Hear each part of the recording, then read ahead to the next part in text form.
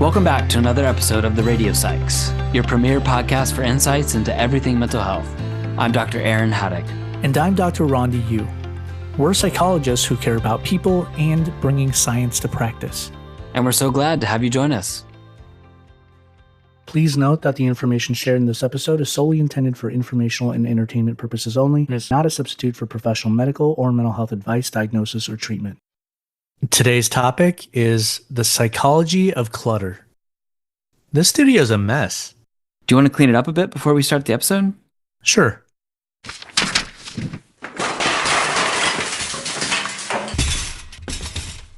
Did you just push all the clutter off our desks and onto the floor? Yeah. Better, right? Dude, the floor's a mess now. Wait. Is that on the floor? Hey, I found my stress ball. Sweet.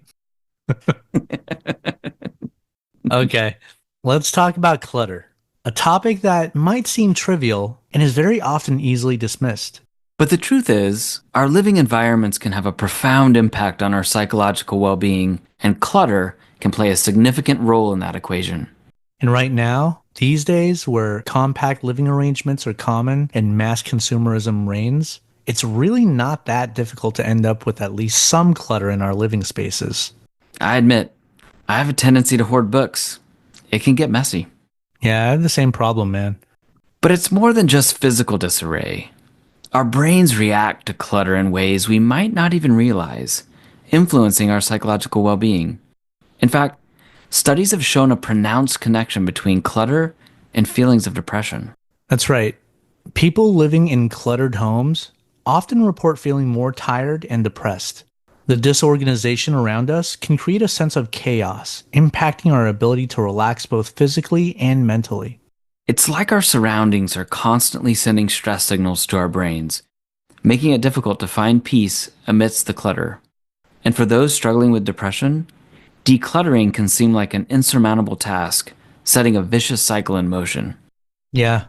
Common symptoms of depression, like reduced motivation and low energy levels, can act as barriers to the organization process, leading to more clutter, which further exacerbates feelings of sadness and frustration. It's a vicious cycle. And in a study published in the journal Personality and Social Psychology Bulletin in 2009, researchers found that clutter can elevate cortisol levels, your body's primary stress hormone, by as much as 20%. This persistent stress can contribute to the development of depression, highlighting the intricate interplay between clutter and mental health. And women may be more affected than men. Yeah, that's right. Clutter and anxiety are also known to have a complex and interconnected reinforcing relationship. When surrounded by disorder, our brains are constantly processing visual stimuli, which can lead to cognitive overload and difficulties in focusing and processing information efficiently. This barrage of sensory input can foster sensations of tension and unease, characteristic of anxiety. In addition, clutter can carry symbolic weight, representing a perceived loss of control over our surroundings, amplifying feelings of vulnerability and distress. On the other hand, anxiety can be a catalyst for clutter. Right. Those wrestling with anxiety might avoid decluttering tasks, either because they're overwhelmed or hesitant about making decisions regarding their belongings.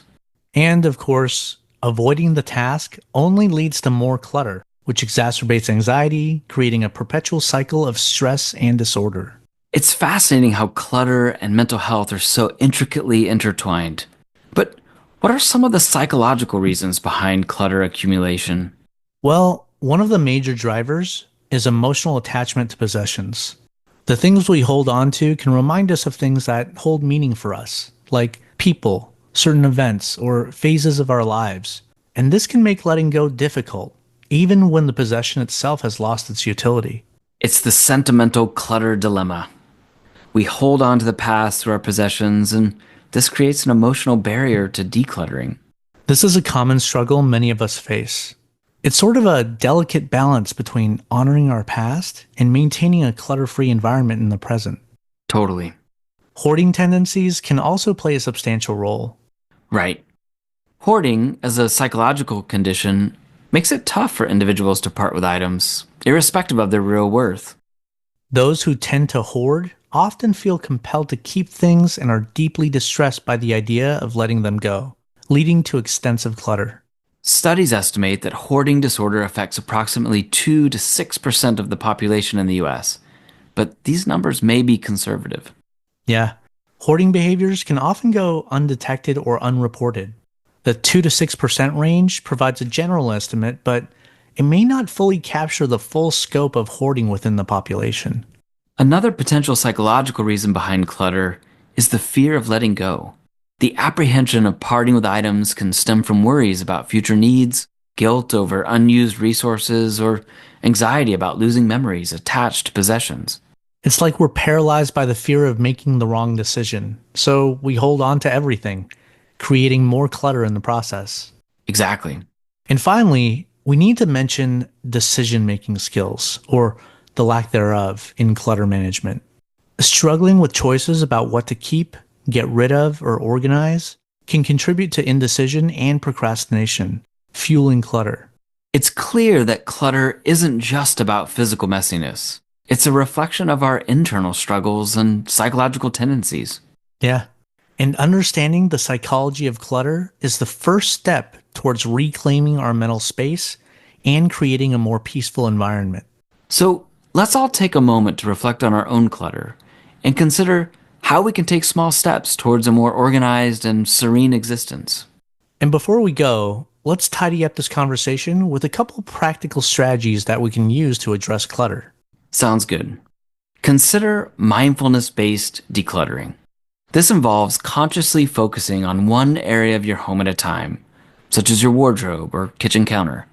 Begin by setting aside dedicated time for decluttering and creating a calm environment. How does 15 minutes a day sound, as an example? That sounds doable. So, during that time, sort through items, pay attention to your thoughts and emotions, and practice letting go of attachments to items that no longer serve you. For example, if you're decluttering your closet, hold each item in your hands and ask yourself if it serves a meaningful purpose. If not, consider donating or discarding it. There are also techniques used in cognitive behavioral therapy that can be applied to decluttering. Start by identifying unhelpful thoughts and beliefs about decluttering, such as, I might need this someday, or it's wasteful to get rid of things. Challenge these thoughts by considering evidence to the contrary and reframing them into more balanced and realistic perspectives. You can also set specific goals for each decluttering session. Like decluttering one drawer or shelf at a time? Absolutely. As you complete each task, reward yourself for your progress and reinforce this behavior. And with that, we'll wrap up today's episode. Thank you for joining us. We hope you've gained valuable insights into how clutter affects our mental health and what we can do about it.